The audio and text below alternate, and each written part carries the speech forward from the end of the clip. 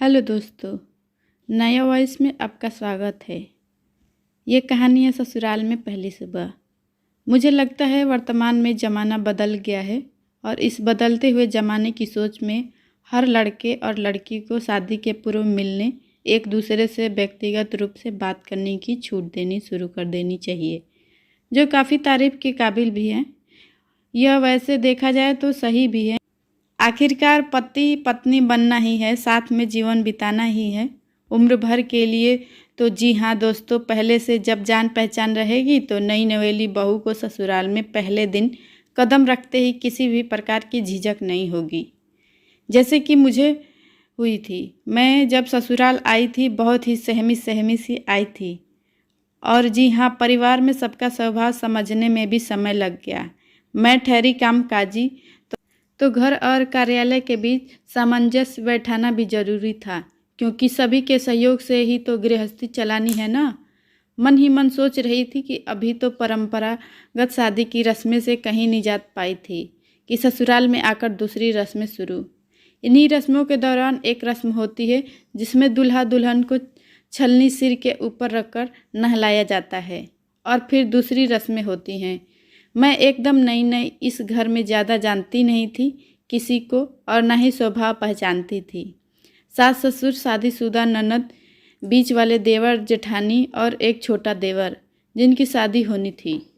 इन सब के बीच मेरे पति सबसे बड़े और मैं घर की सबसे बड़ी बहू। ननद से मेरी मुलाकात पहली बार ही होने के कारण बात में भी झिझक होती है, ऊपर से उम्र में भी बड़ी, साथ ही ओहदे में भी।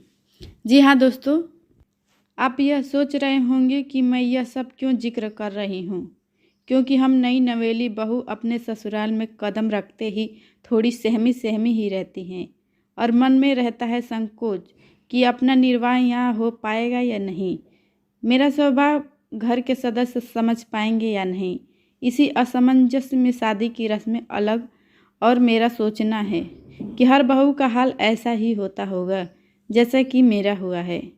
इन सब रस्मों के बीच आफत यह होती है कि अपनी पेटी से भी ज़रूरत का सामान निकाल कर देना कौन भला। इसीलिए बहू की यदि शादी से पहले अपने घर के सदस्यों से जान पहचान रहे तो शायद यह परेशानी नहीं होगी कि वो तो इनकी ममेरी बहन यानी मेरी ननद से मेरी अच्छी पहचान हो गई थी, सो उसने मेरी ससुराल में काफ़ी सहायता कर दी थी। शादी के बाद दोस्तों हमारे यहाँ मायके और ससुराल में सत्यनारायण की पूजा बहुत ही अहम मानी जाती है। जब ससुराल में पूजा संपन्न हुई, घर में पधारे हुए सभी मेहमान को केले के पत्तल पे हमारे घर के आंगन में खाना परोसा गया। साथ ही सास द्वारा मुझे भी आदेशित किया गया कि मैं भी जो मीठे व्यंजन बने हैं उन्हें घर आए मेहमानों को आग्रह के साथ परोसूं। तो साहब शुरू हो गई यहाँ से शादी के बाद बड़ी बहू के नाम से मेरी जीवन यात्रा है। एक बात यहाँ विशेष हुई कि मेरा शुरू से स्वभाव रहा है, कहीं भी नई जगह पर जाती हूँ तो सब अच्छी तरह जांच परख लेती हूँ। नौकरी जो करती हूँ आदत से बन गई है। मैंने देखा नंदोई जी पालक की सब्जी पर तेल की बघार पीसी हुई लाल मिर्च डालकर ऊपर से डाली गई। फिर समझ में आया कि ससुराल में सभी तीखा चटपटा खाना पसंद करते हैं। मैंने जब यह पहली बार देखा, फिर जब मायके में पूजा हुई और नंदोई जी की फरमाइश पर वहीं पालक की सब्जी मेरी माँ ने बनाई, तो खाना परोसते वक्त मैंने अपने परीक्षण के अनुसार माँ को चुपचाप ही बताया वहीं बघार बनाने के लिए और सब्जी पर परोसने के लिए। तो सभी मेहमान मेरी तारीफ करने लगे। जनाब की आते ही बहू ने सब समझ लिया, आपका घर संसार अच्छा ही चलेगा, और वो दिन यादगार बन गया। आज भी सब याद करते हैं।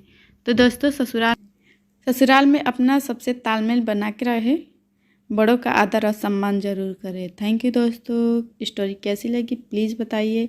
अगर आप चैनल पे नए हैं तो सब्सक्राइब जरूर कर दीजिएगा। Thank you.